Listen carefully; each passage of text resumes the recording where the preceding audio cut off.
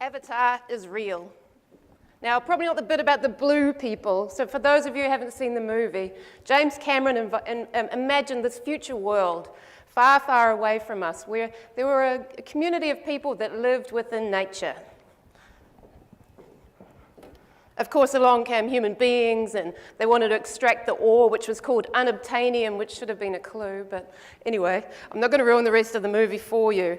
But what was interesting about this was this idea that there was communication happening between this alien race, the trees, and the microbes. So they lived with nature in a symbiotic relationship that was interconnected. They were capturing, how do you capture sunlight energy? There was zero waste, and then looking at how do we turn our constraints into opportunities.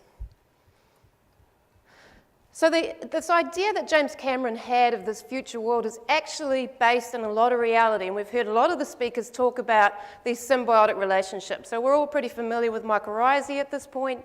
So this idea that plants are sending down exudates out to those microbiology, and increasingly what they're seeing is those plants, that microbiology, is then supporting other trees around them.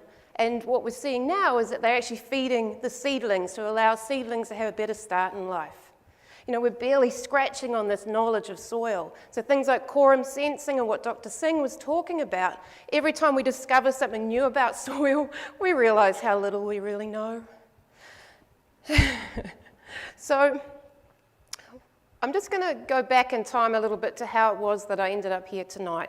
So when I was 10 years old, my father was a pilot, and we had a small lifestyle block north of Auckland. He got a job with Cathay Pacific, and my world was turned upside down. So I left my horse and my goats and my cat, and we moved to one of the most, it was the most heavily, densely populated city in the world. It was certainly a culture shock, I must say. No, when I was 15, I was a really good competitive long-distance runner, and I was doing quite well at school. One day I came home from school, and I wasn't feeling very well.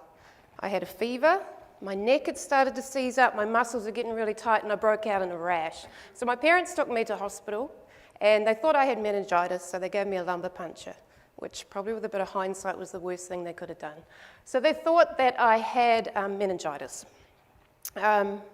They dismissed me after about 2 days, gave me some antibiotics, so you've got some kind of virus. So it wasn't until 15 years later that I met a practitioner who said, no, in fact, what you have is paraquat poisoning.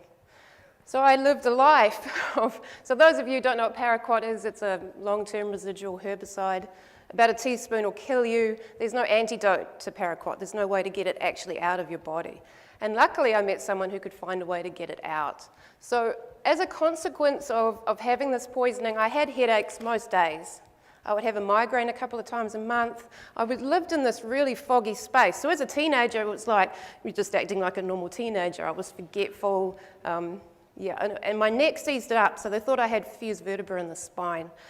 So when I met this guy, through a series of what involved hyperbaric chambers, intravenous vitamin C, I got my life back. So now I have full neck mobility. I wake up every morning and I'm just grateful that I don't have a headache. So what's the point of sharing this story with you? We really live in a world now that is utterly unrecognizable to that which our great-grandparents grew up in.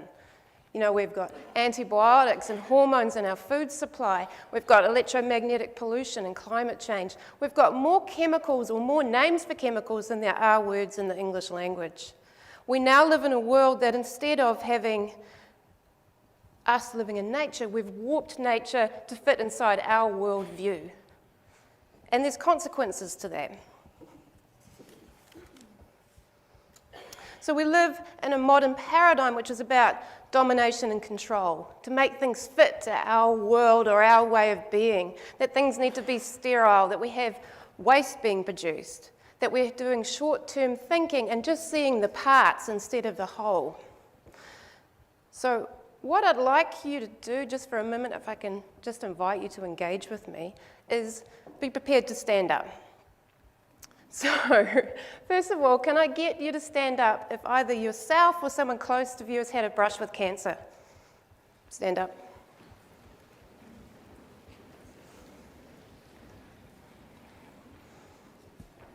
Thank you.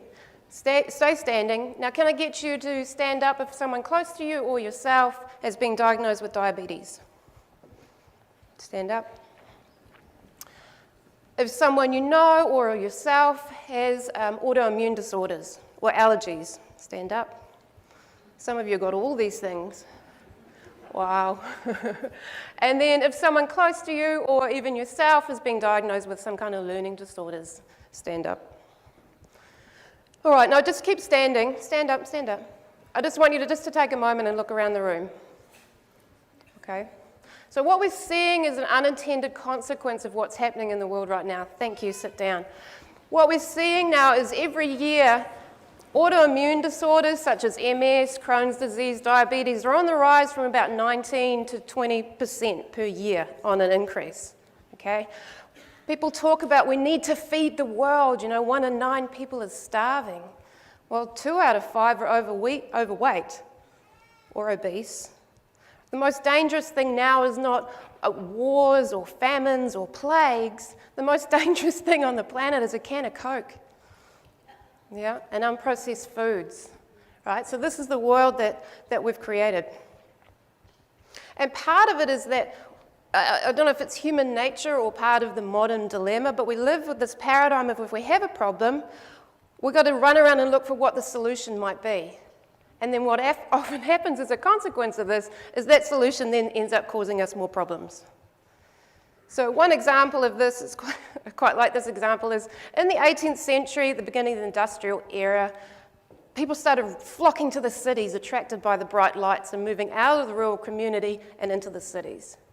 Now, as a consequence, one thing that started to happen, it became increasingly difficult to get good quality food or fresh food, and nearly impossible to get milk because milk soured. So it was before there was times of refrigeration, obviously. So some geniuses in New York thought, this is a great business opportunity because one thing we have in the city are whiskey distilleries, right? And they're making all of this waste and sludge. Well, we can take that sludge and we can feed it to the cows. It would be brilliant. So they brought the cows into the city. So they could put them in the huge big confinement areas and fed them the whiskey sludge. Brilliant, all right? Now we've got this raw milk product that we can provide to the city. Great booming business. But as a consequence of these cows being inside in these confined conditions, on average they live for about a year. And I hate to imagine how much pus those people were drinking. Yeah? So there was all this mastitis and actual disease in the actual milk, so that when people were drinking it or feeding it to their babies, at the same time, infant mortality went from 32% to 50%.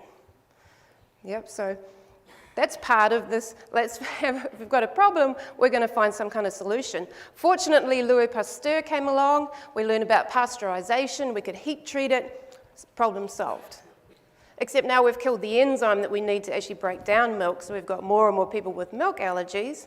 And what's really interesting is in Australia, you guys have like this weird phobia about raw milk. What's going on?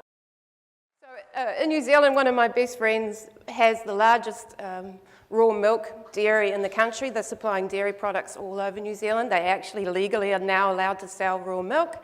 When the health inspectors try and shut them down, which helps on a regular basis, they've actually tested their milk and shown that if you drop some salmonella or campylobacter into their raw milk, the beneficial microbiology get hold of it and gobble it up. And then you have 0 pathogens in that milk because they have nutrition in that system. So how I look at regenerative agriculture is, instead of spending some time trying to fix problems, and surely we do some of that, we actually look at what is the structural issue beneath this problem. So asking these why questions, why do I have weeds, pests, and disease? And actually really looking at going to work and addressing them. So one of my favourite clients that I work with in New Zealand, they're the largest nursery in the country. They're called Riversun Nurseries. They do between 3.5 to 5 million rootstock per year for the viticulture, kiwi fruit, and avocado industry. They're an incredibly exciting team to work with. They have 3 PhD scientists working in their team. They have a 1,000-year sustainability vision. Imagine. So really exciting. So what we do is we look at everything that's confronting the business and go, will this be sustainable in 1,000 years? And why are we currently using it? So asking that question, why? So one example of this is the use of black plastic. So they have a huge amount of plastic waste that they're producing every year. And they put the black plastic down, they cover the mounds, as you can see here. And what happens is it's great because it warms the soil up very quickly in spring. So they get better root growth and warmer soils. Fantastic. What happens later on in the season, it gets so hot that they've got to go out and paint them white. We're talking about a huge enterprise here. So they're out there painting it all white. Now also as a consequence of having the black plastic there, you need to irrigate it. So they've got plastic tape underneath, which is also causing waste. So we looked at why is it that they were using this particular product. And when we got to the bottom, basically for weed suppression. So 3 years ago, they trialed rolling barley straw down the middle of these rows. And it worked fantastically well. So we got water retention, it was feeding microbiology, no longer required the irrigation tapes, didn't have all the plastic. It was awesome. Unfortunately, they ended up with a whole lot of barley sprouting. So they ended up with more weeds than maybe they would have done otherwise. But instead of kicking the baby out with the bathwater, they looked at actually sterilizing, so heat treating those barley bales, and so then the following year, rolled it down the rows. Now you'd think something like that would be too expensive or labor intensive. It saved them significant labor hours and significant money. So it's by asking those why questions that we actually look at how do we solve these kind of dilemmas. And it's not about solving things. It's about dissolving the structural issues so that those problems aren't even a concern. And there's been so many people in the last couple of days who've talked about that.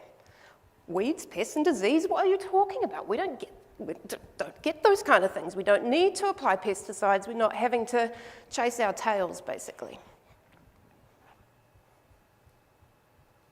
So I was really excited when Fiona asked me to present a presentation on what the future would look like. And I started thinking about, well, wouldn't it be great if we valued ecosystem services, or we actually had some kind of payment scheme to look at the whole cost of manufacturing? Or instead of a GDP, we had like a happiness measure. And the more and more I started to run with it, the more it kind of came to me as an epiphany that I really can't predict what the future could look like, and I don't think any of us can. And in fact, when we do try and predict what the future will look like, we bring with us our past. So there's lots of really good examples of this. Like you probably heard some of these quotes like, the horse is here to stay. The automobile is just a fad.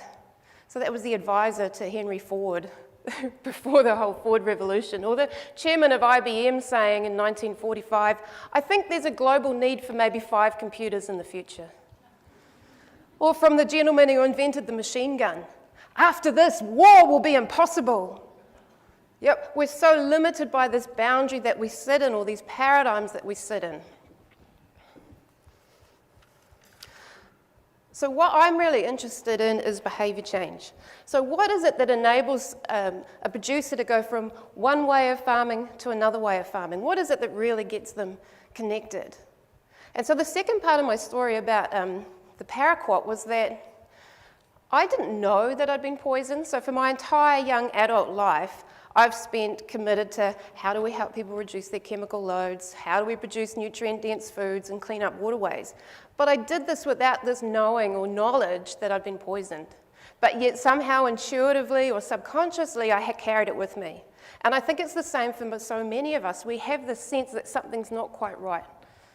And so it's how do we connect that intellect, our intellect with our intuition? Because we're surely some very smart people. And I think probably in this room with all of us collectively, we could solve all the world's problems. Yeah? We don't need more and more intellect. We're very, very smart people. It's kind of smartness that got us into these situations. And I know in farming communities, it's kind of hard to talk sometimes about those things that we care about. What do you really love? You know, what makes your heart sing? Why is it that you're farming to begin with? Because a lot of the time it's not finances, and it's probably not finances for lots of people, but we make choices not based on graphs or data or, yep, this is the best, most financially sound thing. We do things because we really care about it. So we do things because we're doing it for our families, or we want to leave the land in better shape. But often there's a gap between what we're really committed to and how we're going to get there. And so that's kind of what my message is about.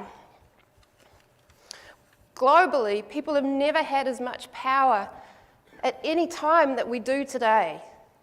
you look at the internet, you can see there's this awakening and this awareness around food quality and food safety. I was recently at the McDonald's pilot program for sustainable beef. Right. And what they were saying was, this is the biggest questions that McDonald's get asked is, how is our meat growing? Are they happy cows? How do they live? Can we see the pictures? People want to know, how is their food growing? And so it's not necessarily about having more leaders to drive the charge, but actually that individually and collectively we can come together. And if we look at kind of the rules of nature or how nature plays things out, because I think that's a big part of the problem, is that we think we're separate, or that it's something over there that we can chase, when actually it's here with us. So it's not a lack of intellect. It's rather, who do you need to be in order for that world to come about? Like if you can imagine Australia or the whole planet as a regenerative nation, what's it going to require in ourselves in order to be that?